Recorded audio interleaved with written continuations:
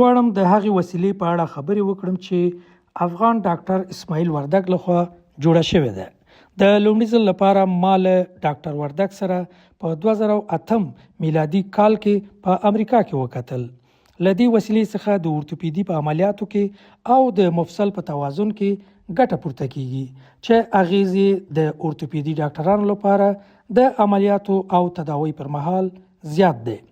په 2012 میلادي کال کې موږ ډاکټر صاحب وردګ ته بلنه ورکړه چې بنگلاديش ته راشي او دلته یې بریالي عملیات ترسره کړل.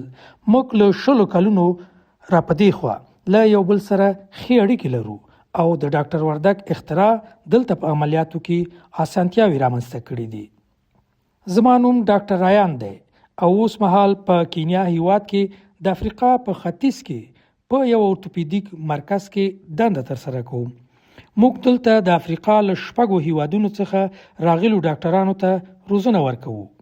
ما په 2010 میلادي کال کې له ډاکټر وردګ سره ولیدل او د هغه اختراع سره هم آشنا شوم چې د افغان په نوم یو وسیله وه.